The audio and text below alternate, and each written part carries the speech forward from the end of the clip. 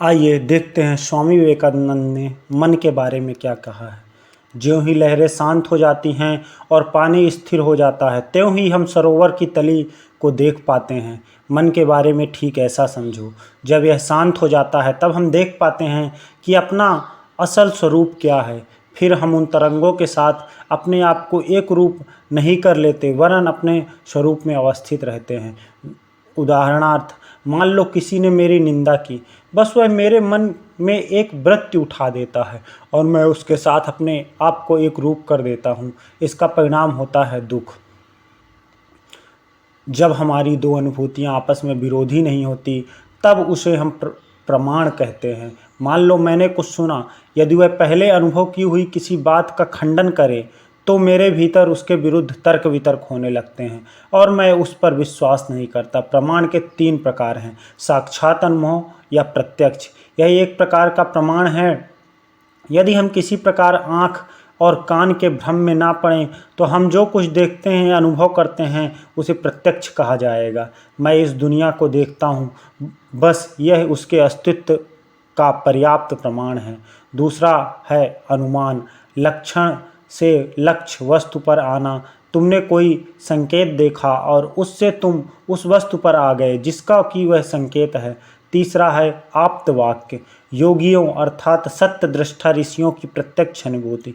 हम सभी ज्ञान की प्राप्ति के लिए सतत प्रयत्न कर रहे हैं, पर तुम्हें और मुझे उसके लिए कड़ी चेष्टा करनी पड़ती है। दीर्घ काल तक विचार रूप अरुचिकर रास्ते होकर अग्रसर होना पड़ता है, किंतु बुद्ध विशुद्ध सत्य योगी इन सब के पार चले गए हैं। उनके मन चक्षु के सामने भूत भविष्य और वर्तमान सब एक हो गए हैं। उनके लिए वे सब मानो एक पाठ्य पुस्तक के समान हैं। हम लोगों को ज्ञान लाभ के लिए जिस अरुचिकर प्रणाली में से होकर जाना पड़ता है, उसके लिए उसकी फिर आवश्यकता नहीं रह जाती। उनका वाक्य ही प्रमाण है, क्योंकि वे अपने भीतर ही सारे ज्ञान की उपलब्धि करते हैं। वो सर्वज्ञ पुरुष हैं। ऐसे व्यक्ति ही पवित्र शास्त्र ग्रंथों के प्रेरणता हैं और इसलिए शास्त्र प्रमाण रूप ग्राह हैं। यदि वर्तमान समय में ऐसे मनुष्य कोई हों तो उनकी बात भी अवश्य प्रमाण रूप से ग्राह्य होगी। दूसरे दार्शनिकों ने इस आप्त के बारे में बहुत से तर्क वितर्क किए हैं।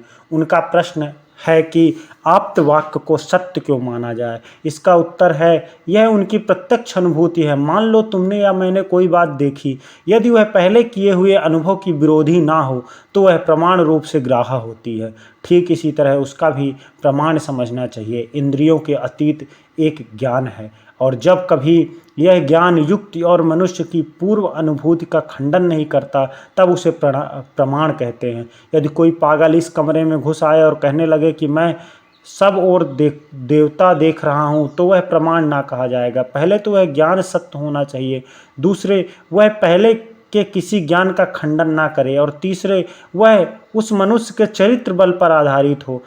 मैंने बहुतों को यह कहते सुना है कि मनुष्य का चरित्र उतने ही महत्व का नहीं है जितना कि उसके शब्द। वह क्या कहता है बस उसी को पहले सुन लो। अन्य विषयों के संबंध में यह बात भले ही सत्य हो, पर धर्म के संबंध में तो यही संभव नहीं है।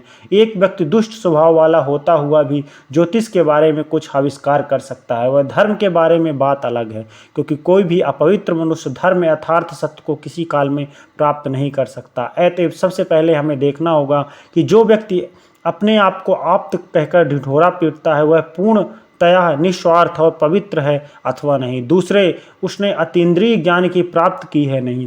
तीसरे, वह जो कुछ कहता है वह मनुष्य जाति के किसी पूर्व ज्ञान या पूर्व अनुभव का खंडन तो नहीं करता।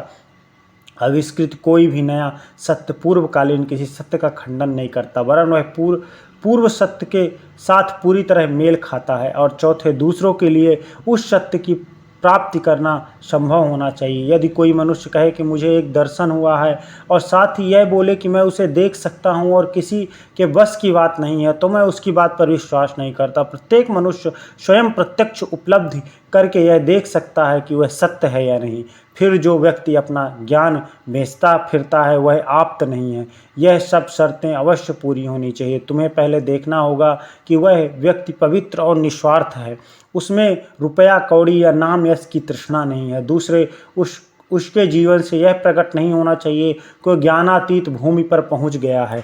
तीसरे, उसे हम लोगों को ऐसा कुछ देना चाहिए जो हम इंद्रियों से ना पा सकते हों और जो संसार के कल्याण के लिए हो। साथ ही वह किसी दूसरे सत्य का खंडन ना करे। यदि वह दूसरे वैज्ञानिक सत्यों का खंडन करता है तो उसे तुरंत त्याग दो।